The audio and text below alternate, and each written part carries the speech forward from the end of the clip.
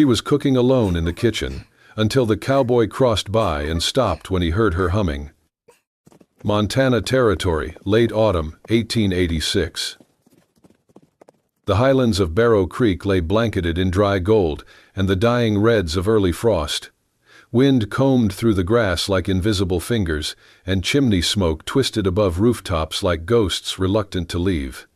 This was land where the rich wore clean boots and the poor earned cracked hands, where woodpiles meant survival, and a warm stove was more sacred than any chapel. The Barrow Creek Ranch stretched over hundreds of acres, its fields rolling to the base of stone-gray cliffs. Horses grazed near the fence lines. Men shouted orders, saddles creaked, and somewhere a hammer rang out against a wagon wheel. But behind the main house, in a smaller, sun-faded structure that served as the ranch's secondary kitchen, a different sound stirred the air. Evelyn Ward, 25, stood over a wood stove, her sleeves rolled and her fingers dusted in flour. She was the youngest daughter of a poor farm family, born to dirt and hard winters. School had ended at 12. Dreams had ended soon after. But she'd learned to cook, and to cook well. And to sing, when no one was listening. She hummed softly as she kneaded dough for biscuits. Nothing fancy, just a melody passed down from her mother. An old folk tune about a widow waiting for spring. Her voice was light and breathy, barely above the whisper of the rising wind. The scent of browning butter mingled with the hymn.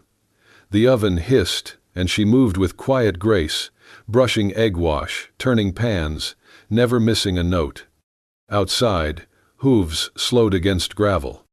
Graham Thatcher, heir to the Thatcher estate, one of the wealthiest landowners in the Montana Territory, had ridden out from the north side fence line. His coat was dark wool, his gloves unbuttoned. He was heading toward the main house when something stopped him. A sound. Not just a voice, but a voice wrapped in longing. He slowed his horse. Listened. The voice drifted from the half-open window of the back kitchen. It was not polished, not trained, but it was pure, like creek water trickling over stone, soaked in a sadness too old for someone so young. Graham dismounted quietly. He stepped close to the window but did not look in. The last few rays of sun caught in his hair as he stood still, hands in his pockets. Inside, Evelyn sang the final line of the verse.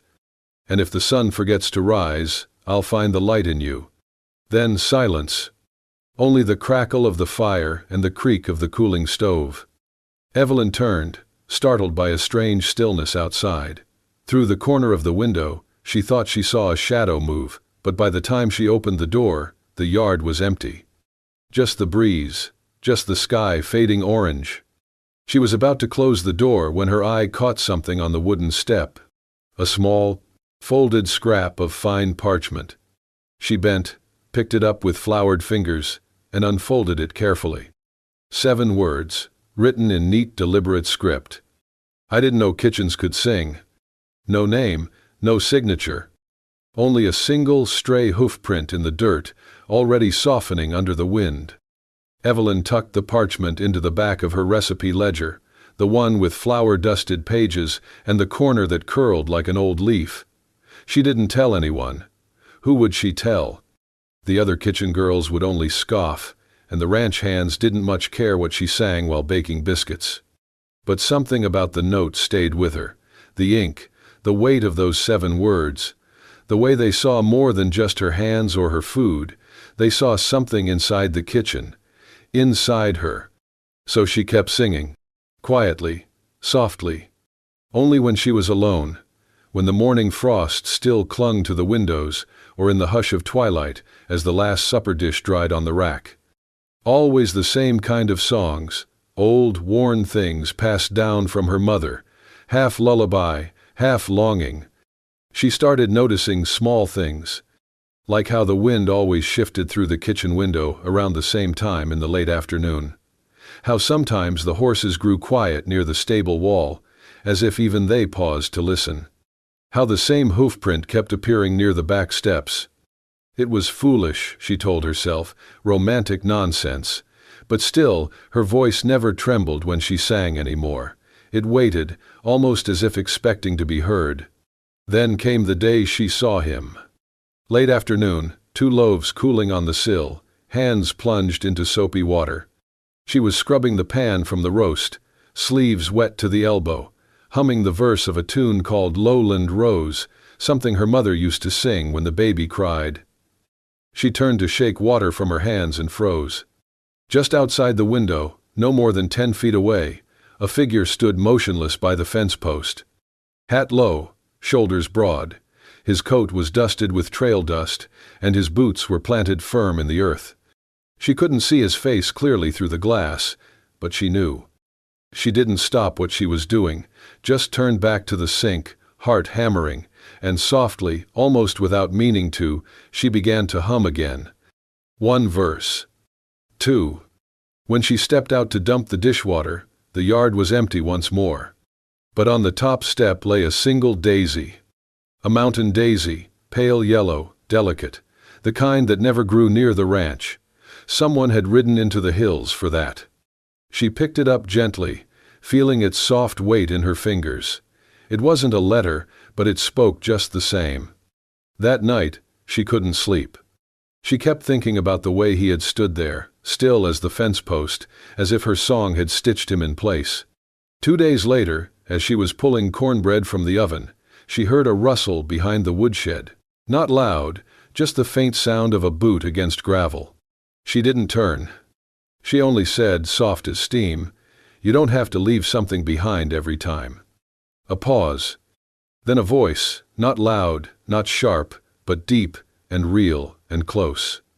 "I only do it when the quiet feels better than talking." Evelyn spun, hand still clutching the towel. There he was. Graham Thatcher, in the flesh. Dust in his hair, a small tear at the hem of his coat, his eyes calm, unreadable. She opened her mouth, but nothing came out. He stepped closer, not enough to crowd, just enough to be real. "You don't just cook," he said gently. "You keep something alive in here." Then, as if he hadn't just unraveled a thread in her chest, he tipped his hat and turned, walking back into the wind. Autumn deepened, curling the leaves into red fists and sending the winds through the rafters like old spirits. With each passing day, Evelyn noticed a rhythm forming, not in the food, but in the silences that surrounded her, a pattern that wore no words and asked for none. Graham Thatcher had started appearing more often. Never predictably, never formally, but she'd turn and find a fresh stack of firewood by the kitchen door, still damp at the edges from the creek bed, or the broken hinge on the pantry cabinet would be fixed without anyone saying when. One afternoon she came out back to find the small bench, warped by rain for months, sanded smooth and re-nailed, waiting quietly beneath the window, where she often sat during break. He never said, "I did this," but she knew. Once, she caught him in the act, his sleeves rolled as he adjusted shingles on the roof above the kitchen porch. He'd glanced down when she opened the back door, nodded once, and kept hammering. No smile, no explanation. That was the way of it. No promises, no questions, just small, quiet offerings. And Evelyn, who had never been offered much in her life, found herself unsure how to carry this kind of attention. It was not the kind of courtship others dreamed of. There were no flowers in vases or dances under moonlight, only a man who seemed to listen with his hands instead of his mouth. But the ranch was not blind, and neither were its people. It started with whispers. "She's got the rich man bringing her wood like she's royalty. I guess all it takes is some humming and biscuits. And worse, he'll get bored soon, then she'll be back to scrubbing alone." The kitchen staff began casting glances when Graham passed by. One girl, Molly, laughed outright when she saw him place a jar of honey on the pantry shelf and leave without a word. "Imagine that," she sneered. "Sugar for the cook, how poetic." Evelyn said nothing, but her ears burned, and her heart started retreating behind the walls she thought she'd torn down. She told herself to stop humming, to focus on the food, on her work, to forget the way he lingered a second longer in the doorway, the way he left the kind of silence behind that made the air feel full. By the second week of October, she avoided looking toward the stables where his horse was often tied. She no longer opened the back door during breaks, and she stopped singing. The kitchen felt colder without the music, and lonelier. That was why, on the morning the rains came, cold and biting, she dragged herself from bed with a heavy heart. Her boots were soaked from the night before, left in the corner of the entry where she'd forgotten them in her distracted haze. She pulled on her wool socks and braced herself for the soggy chill of wet leather. But when she stepped into the kitchen, something stopped her. There, by the hearth, sat her boots. Not where she left them. They had been dried, the mud scrubbed clean, stuffed gently with cloth to hold their shape, relaced with care, and placed neatly on a folded flour sack, directly beside the fire. Still warm. Still holding the scent of smoke and pine. She stared at them for a long moment, lips parting in disbelief. There was no note. No shadow in the doorway. Just the weight of a gesture done not for thanks, not for recognition, but because someone noticed and cared. She crossed the room slowly, knelt beside the boots, and touched the leather. Dry, soft, thoughtful. Her chest tightened in a way she hadn't expected. This wasn't courtship. This wasn't flirtation. This was something older. Something steadier. She slipped into the boots, now dry and comfortable, and stood slowly. The fire crackled behind her, and for the first time in days, she felt warm, clear to the bone. She turned toward the window, uncertain of what she was hoping to see. But the yard was empty. And yet, she smiled. Because whoever had been there had left something more than just dry boots. They had left a question, without asking it. And in her quiet, stubborn heart, she began to find the beginning of an answer. The next Saturday morning broke with a pale sun and a hush in the wind, the kind of quiet that settled into the corners of Barrow Creek, like dust that didn't want to be swept. The work bell hadn't rung yet when Evelyn stepped outside, arms folded against the chill. Graham stood by the hitching post near the back kitchen, his horse already saddled, one hand resting gently on the reins. His coat was heavier than usual, collar turned up, and his hat shaded his eyes, but he was watching her. "Ride with me," he said, not a question. She hesitated, looked back toward the open kitchen door. The pots hadn't even started boiling yet. "Just for an hour," he added, voice quiet. "You'll be back before they miss you." She nodded once, slow, and ducked inside to grab her shawl. They rode in silence for a time, side by side, not speaking. The trail behind the barn climbed gently, then curved hard through brush and loose rock. She realized quickly that this wasn't a path made for show. This was a path someone rode often, alone. When they reached the crest, Graham dismounted and helped her down. The wind picked up, tugging at her hair and shawl, but she barely noticed. Before them stretched the whole valley. The ranch looked smaller from here, the fences no longer rigid lines but soft curves bending with the land. Barns like toy blocks, the kitchen no more than a flicker of smoke. Mountains framed the scene in the distance, snow still clinging to their tops. Evelyn inhaled deeply. "It's quiet up here." Graham crouched beside a stone, brushing off dried moss. "I come here when I need to forget the numbers," he said. "Numbers?" He glanced over. Head count, feed weight, fencing yards, profit margins, all the things that keep this place running and keep a man from breathing. She said nothing, only watched him.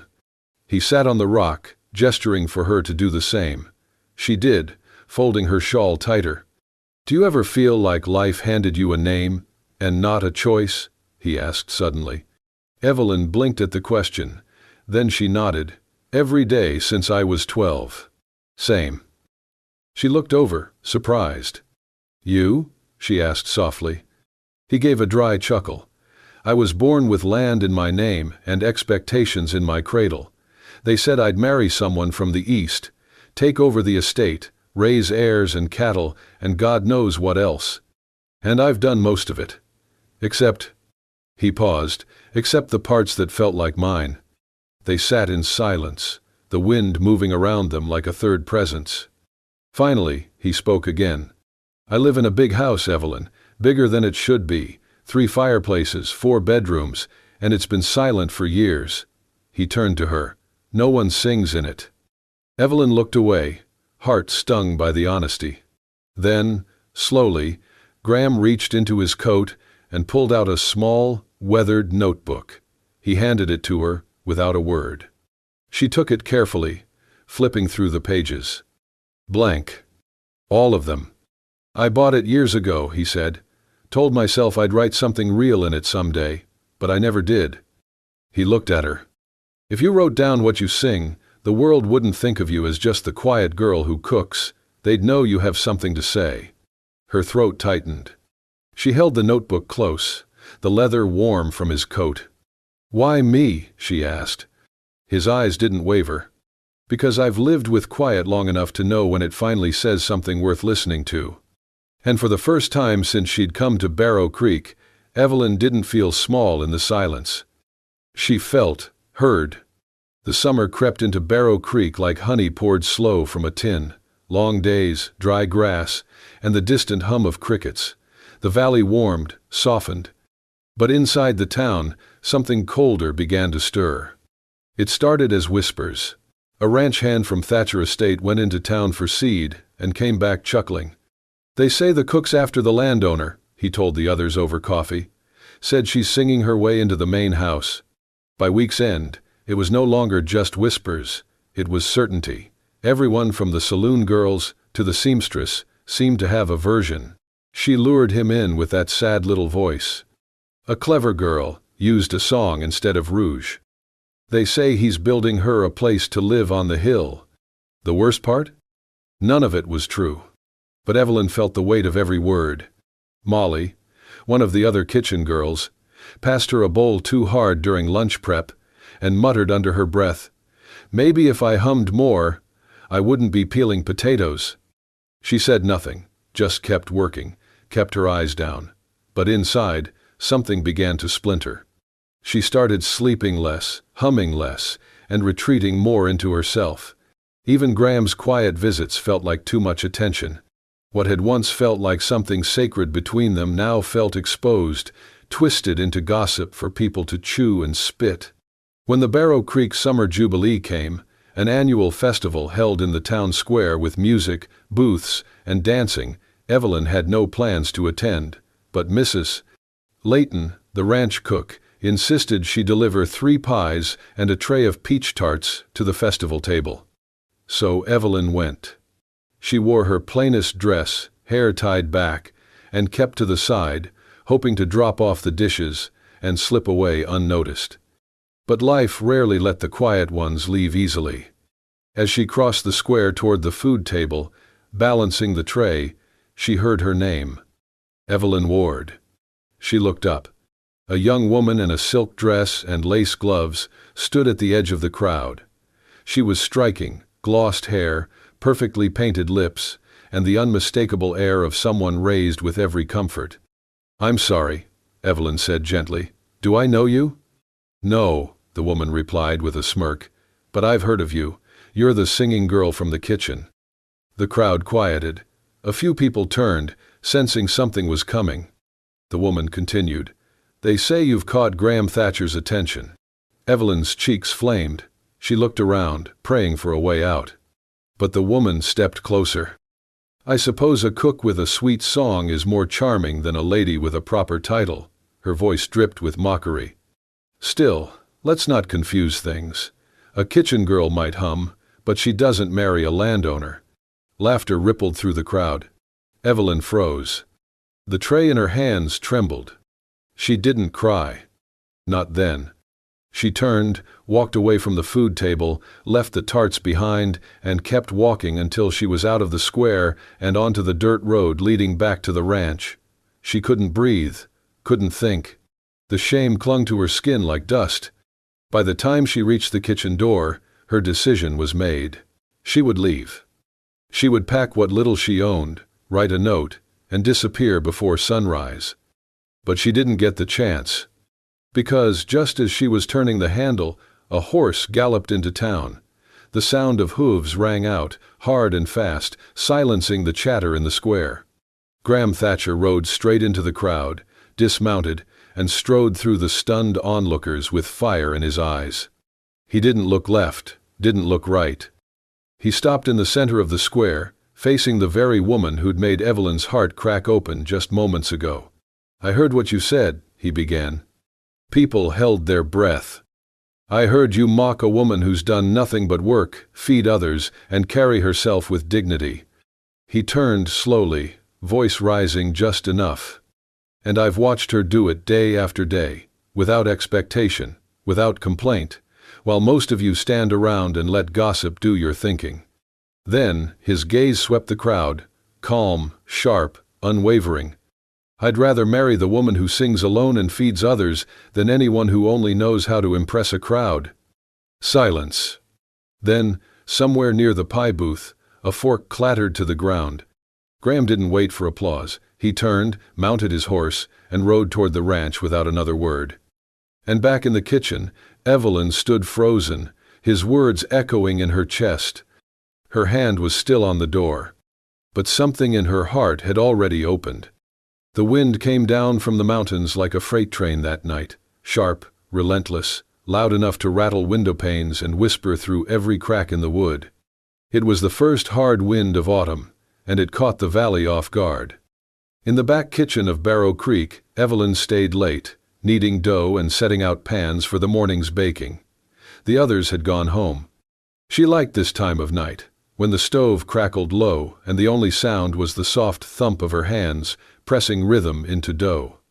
But the wind made things strange.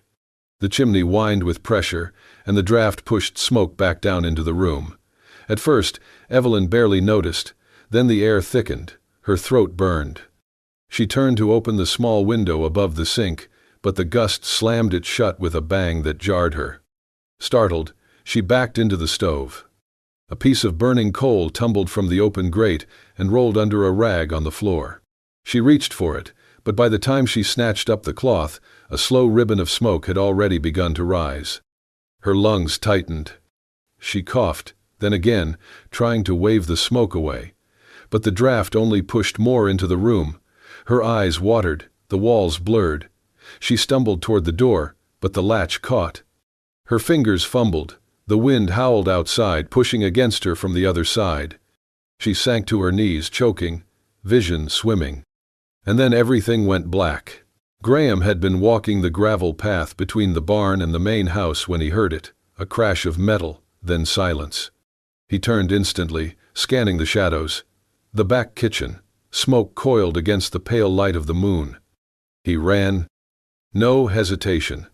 The door resisted at first, as if the air inside was clinging to its own disaster. He threw his shoulder into it once, twice, and it gave. Smoke billowed out like a beast unleashed. "Evelyn!" he shouted, diving low. She was there, crumpled near the stove, her skirts soiled with soot, her apron singed. He pulled off his coat, wrapped it around her, and lifted her into his arms. The embers licked at his sleeves. One side of the coat caught fire. He slapped it out with his palm, teeth clenched, and didn't stop moving. Out the door, into the wind. He carried her straight to the main house, ignoring the startled glances from the housemaid in the hallway. He laid her gently on the long bench beside the hearth, grabbed a blanket from the settee, and covered her. Her face was pale, her breath shallow. He brought a cold cloth from the basin and pressed it to her brow, then another, then again. He didn't sit. He knelt, beside her, beside the fire, beside everything he hadn't known he needed until now. And he stayed. All night. The light of early dawn crept in through the parlor windows when she stirred. Her lips parted, a soft gasp escaping as her eyes fluttered open. He was still there.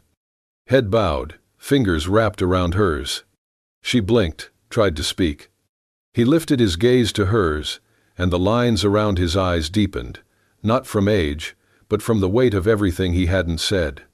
"If the kitchen is your song," he said quietly, voice rough from smoke and worry, "then let me be the walls that keep it safe." She didn't answer with words, only tightened her hand around his. The story of the fire spread faster than any wind that had come down from the mountains. Before the sun was fully overhead the next day, it had passed from bunkhouse to stable, from post office to saloon. Evelyn Ward, the quiet kitchen girl, had nearly perished in the blaze, and Graham Thatcher had carried her out like she was made of light and breath, not flour and ash. They said he burst through the smoke, coughing and shouting her name, said he cradled her like something breakable and cursed at God under his breath when she didn't wake right away. Said he stayed by her cot all night, his coat draped over her, a bucket of water at his side even after the danger had passed. No one said it aloud, but something shifted. The ranch hands, those who once joked about her humming, now met her with nods held longer, with respect that didn't need words. The stable boy, barely 14, started bringing in extra kindling without being asked. Molly, who once rolled her eyes behind Evelyn's back, now cleaned the pans without complaint. Even Mrs. Turnley, the forewoman's sharp-tongued wife who hadn't smiled since '82, left a jar of strawberry preserves on the pantry shelf with a folded note. For the strong heart behind the oven. They no longer looked at Evelyn as the quiet girl who made biscuits and kept to herself. Now they looked at her as the woman the boss had risked burning alive to save. And they began to understand why. Graham, for his part, said very little. He returned to his routines, the early rides, the ledgers, the steady presence at dusk. But 3 days after the fire, carpenters arrived. No one had asked them to. They started with the roof, shingled new and taller. Then the walls came down. A new stone hearth rose from the floor. Wide windows opened to the east, catching the morning Sunday. Wooden beams were sanded smooth, shelves rebuilt by hand. What had once been the old back kitchen became something else entirely, something with heart. When Evelyn finally asked what was happening, Graham handed her a folded sketch, yellowed at the edges from time. "It's yours," he said simply. Across the top, in elegant script, were the words, "The Quiet Stove. A place for travelers, ranchers, and the songs that feed them." He never explained the name. He didn't have to. The hand-carved sign went up just above the new entryway. It read, "Where her songs kept us fed." The day it opened, people came. Ranch hands in clean shirts, townsfolk who once scoffed, passing riders who followed the scent of bread baking on the breeze. They came for the stew, the molasses pie, the soft cornbread Evelyn had always made, but now it was served without apology. Evelyn chose the menu each morning. She brewed coffee in copper pots, kept a vase of daisies by the window. She still sang, but not like before. Not quietly. Not timidly. Her voice rose strong now, filling the rafters like firelight. She was never alone in the kitchen again. Each morning, before sunrise, Graham was already there, chopping wood, stoking the stove, wiping down tables. He didn't speak much. He didn't have to. His hands worked beside hers like they'd always known the rhythm. Once, a ranch hand wandered in early, hat in hand, and found them moving through the kitchen in quiet tandem, passing bowls, brushing shoulders, two people who no longer lived in separate silences. He smiled and said, "Didn't know a kitchen could feel like church." Graham didn't look up from his dish towel. "She's the one that made it holy," he said. And Evelyn, standing at the stove, humming as she stirred the morning's first pot, simply smiled and sang. 1 year later, the Quiet Stove had become more than a place to eat. It was a place people came to feel. Travelers left coins and stayed for stories. Ranch hands brought their wives on Sunday mornings for cornbread and quiet. There were no loud announcements, no stage, no spotlight, just the scent of stew, the warmth of wood, and sometimes, softly, Evelyn's voice carrying from behind the stove. One spring morning, while sorting through supplies, she found a letter tucked beneath a sack of flour. The handwriting was small, careful, a girl's. "Dear Miss Evelyn, my name is Anna. I live in a little town downriver. I heard someone talk about your kitchen and how you sing when you cook. I like to sing too, but people laugh. They say it doesn't matter, that no one wants to hear it. I feel silly when I open my mouth sometimes, But when I heard about you, I guess I just wanted to ask, does it ever matter? Really? Evelyn read the letter twice. Then once more. That night, she sat in the quiet corner of the kitchen, lit a lamp, and wrote back. Dear Anna, I used to sing only when I was alone too, not because I was shy, but because I didn't think anyone cared to hear. I thought my voice was like a bird in a storm, too small to make a difference. I was wrong. Somewhere along the way, someone stopped and listened. That was enough to remind me that a song doesn't need applause to matter. It only needs honesty and a heart to come from. So sing, Anna. Not for claps, not for the ones who mock you. Sing because your voice belongs in the world, even if only the wind hears it. One day, someone might stop for you too. Someone who's been walking through silence for so long, they forgot what warmth sounds like. Don't wait for someone to give your song meaning. Let it mean something to you first, and if you're lucky, someone worthy will listen. And if no one else does, write me again. I'll be listening. With love, Evelyn Ward. The Quiet Stove, Barrow Creek. She folded the letter, sealed it with wax, and added a small daisy to the envelope. The next morning, she watched it leave with the postman, carried by horse and dust and the hush of open skies. She didn't know where Anna's road would lead. But she hoped it would start with a song. If Evelyn's story warmed something quiet in you, if you've ever felt small, unseen, or unsure whether your voice mattered, remember this. Sometimes, it only takes one person to stop and listen. Sometimes, the smallest songs feed the deepest hearts. If The Quiet Stove touched your soul, hit that hype button and subscribe to Wild West Love Stories, where we tell true-hearted tales from the untamed American frontier. New stories every week, of love that lingers, courage that whispers, and voices that rise even in silence. Join us. Let your heart ride with ours, through dust, danger, and devotion.